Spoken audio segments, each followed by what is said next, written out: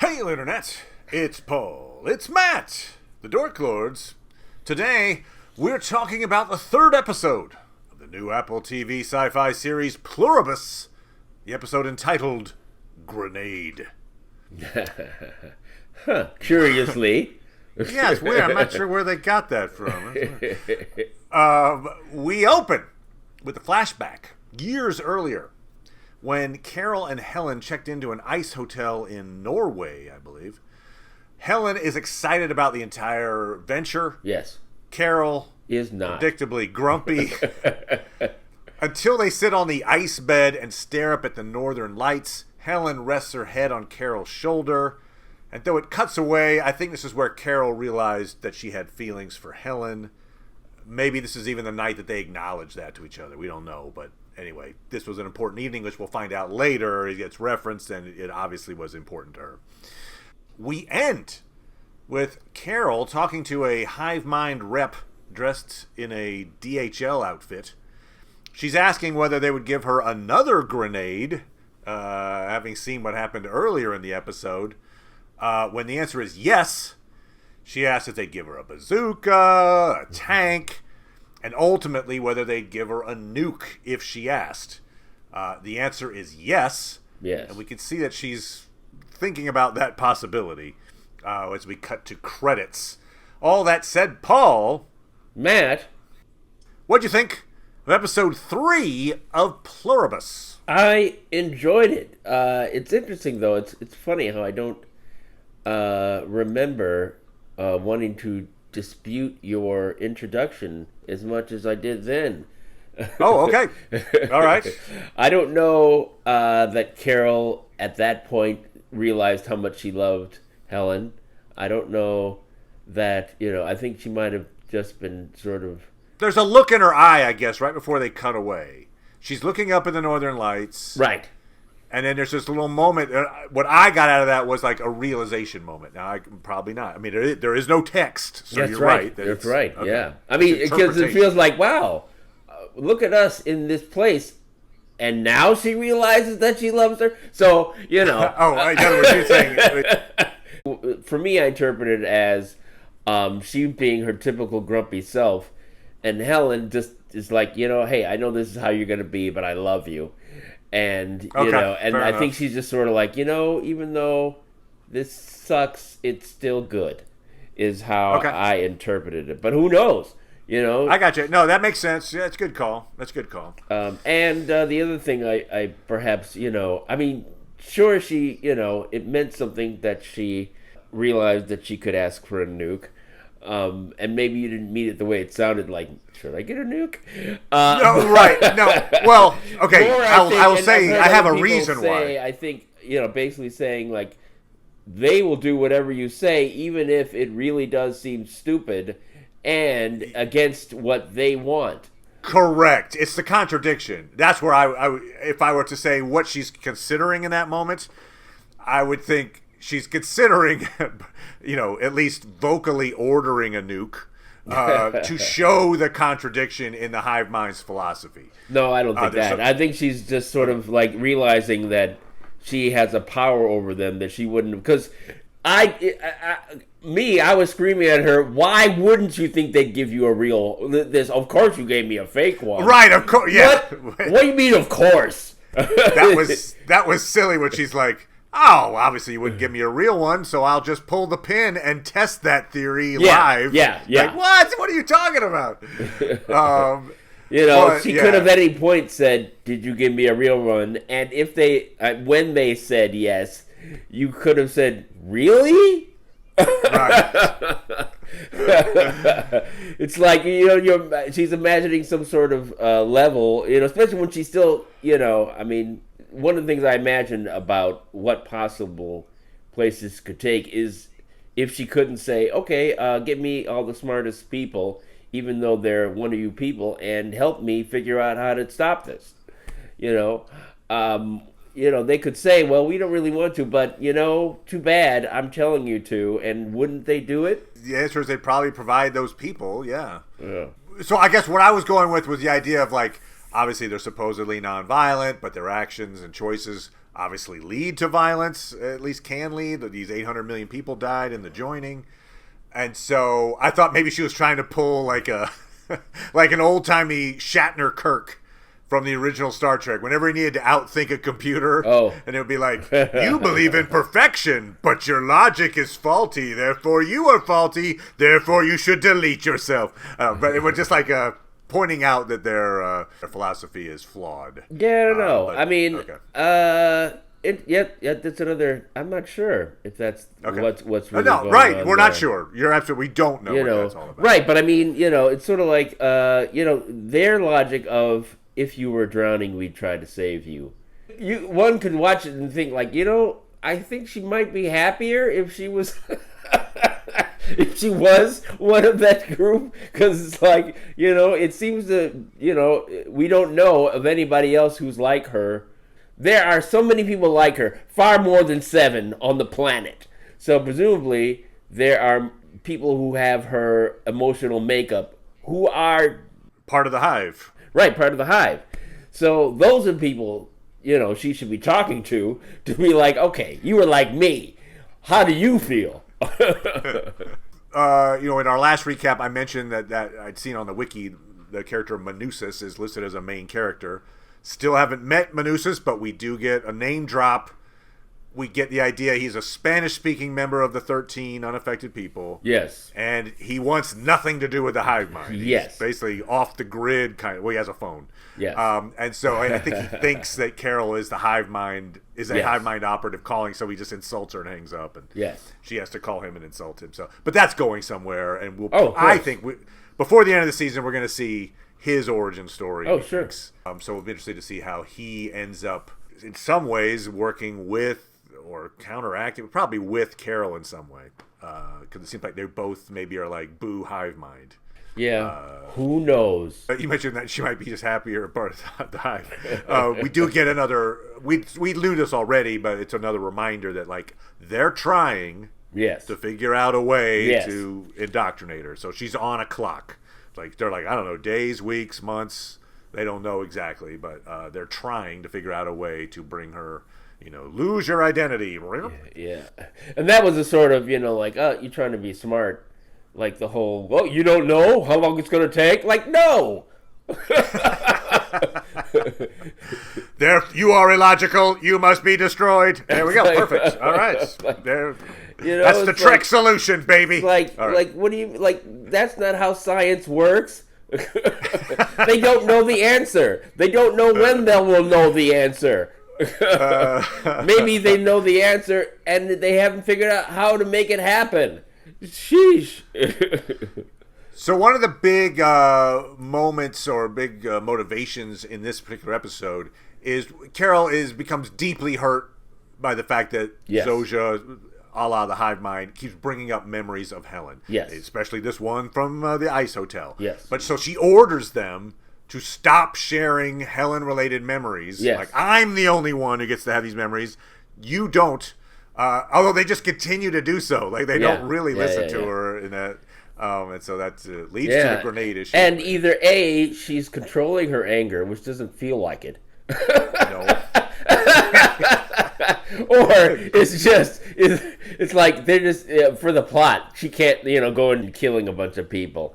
Yeah, so a longtime channel follower, Jerome, commented that he liked the way that the show casts Carol as almost, in some ways, she's definitely the antagonist to the hive mind, but like the villain to the hive mind. Interesting. She poses a significant danger to the hive mind.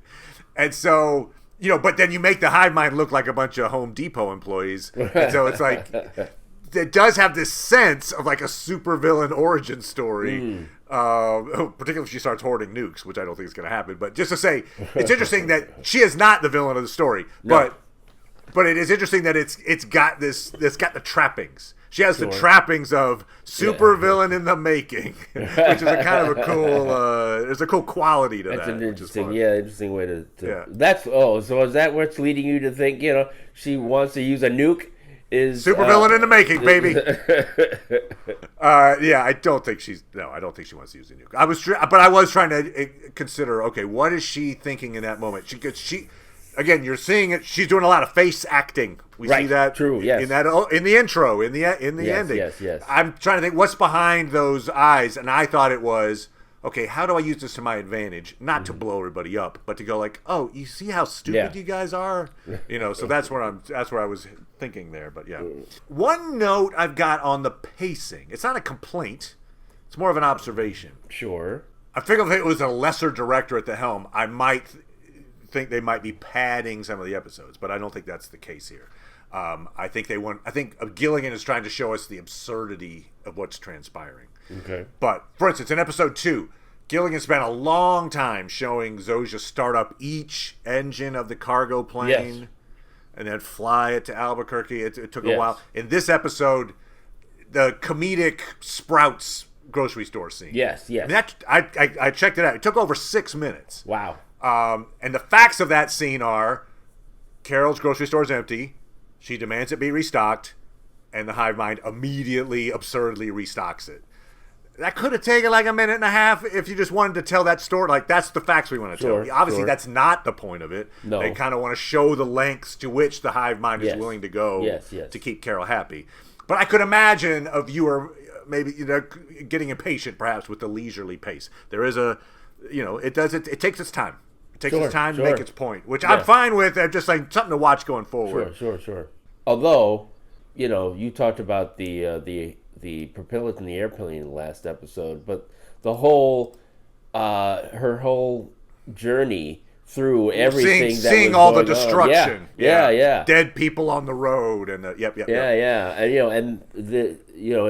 and in the first episode with the scientists by all those radio telescopes and everything, they do like sort of really trying to show the world. Right, like this is what's agreed. Stuff that you're not, it's not in the text, but it's in what you're seeing. You're visually taking in information about this world. So pretty cool in that way. But just to say, it's an intentional choice. Yes, I could see it on display. It's interesting. Okay, so Carol and Zosha were having drinks. And, Zosha, she just took it as an opportunity to talk about alcohol, the fun facts that she had about that. Oh, right. Yeah. That was pretty fun. Like, how do I make small talk in this moment? Well, I have 6 billion voices in me. Oh, this one knows a lot about the history of alcohol names. But it to me raises the question of whether or not, because I guess for me I have the most intense curiosity about exactly, one thing I've heard in interviews perhaps is that I don't think the actress Carolina Wydra, who plays Zosha, is aware of the life that Zosha had before the event. Okay. And it suggests that at no point will we hear that. And so the hive mind, presumably they are aware of everyone, and their individuals are aware of their previous history, but we haven't heard, I don't think, of them put any of their previous experiences into context with their current state. Okay, so good point. It's not like we see her in somewhat. I mean, we don't know what the dress she's wearing is, but it's seen maybe more simple garb. Right. I mean, she had to shower and everything, and her face was, who knows what was going on. But, and the other thing that happened that I'm certain we didn't discuss was the power outage, because they were they're conserving power. They're being more efficient, which is, fascinating to me that, apparently now, she'll have her at evenings, she'll have her house with electricity. Right, she's the one house on the block. Or she'll look out city. And whatever they can manage. Probably just the block or whatever. Oh, sure, okay. The grid. That's grid, right? That's but she'll look out and just be darkness. It'll just. She was like, can you see in the dark or something? She's like, no. Yeah. There's no crime. There's no need for lights. I'm like, I'm not sure that crime is the only need for lights, but okay. Well, it's like, are you driving at night to get somewhere, to do something? Like, no, they're not. Probably if they did, they'd turn on the lights. But right. What, you wanted to? Well, no, like, for instance, if I'm home at night, yes, maybe I want to read a book. Well, I would want light.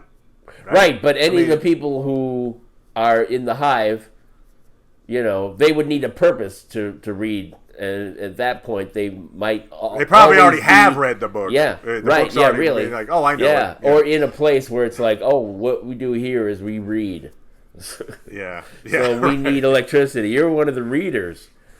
Oh, I see what you mean. You're right. Yeah, good point. It's just like, so they're just sitting in dark houses, or are they in the houses? Maybe that's it. Maybe they're not even in the houses. Yeah, they might not be. Yeah. So it's interesting to see what sort of things they're doing to maximize, right. efficiency. Right? Are people still living? Does everyone? Well, yeah. Who knows? Maybe they have people in certain areas, and that's what they're supposed to do, waiting for a need to go out there, or they're just in centralized places, and if a need arises, and they go out someplace. Correct. We know that they basically cleaned up all the mess that occurred from all the accidents that occurred. Right, clean all the bodies up. Yeah, but we don't know if they've completed that process or not. Yeah, it's probably still ongoing, one would think. Yeah, but apparently part of what they were doing was like, oh, well, do we need all this food in this store? It's probably most stores, they probably don't. They probably don't. Because no one's going to go to buy anything. I think it's the idea, right? I mean, right, yeah, presumably their diet is the same, or at least, or they decided, they will eat to sustain themselves, but it is when we okay, we've got right. We know they're vegetarians, or whatever. Yeah, so right. They're all vegetarians. Yeah, so to eat something. Maybe they're putting freeze drying a bunch of meat for the people who until they okay, once we turn them all, they'll stop eating meat, and then. Right, but yeah, good point. Like, in other words, pick a store. I don't know. Hey, there's a Menards. A Menards. Okay. You don't need to staff it anymore, right? No. You're not gonna people don't go to work, and people don't go to buy something from, and buying things in general is probably not a thing anymore. Yeah. Is the economy useless at this point? Yeah, probably. Probably. Yeah. So yeah. Anyway, questions that maybe we already have the answers to, but I'm sure they'll over time we'll get a more defined look at what this all means. So it's interesting to me to think that this is going to be a 2-season story so far,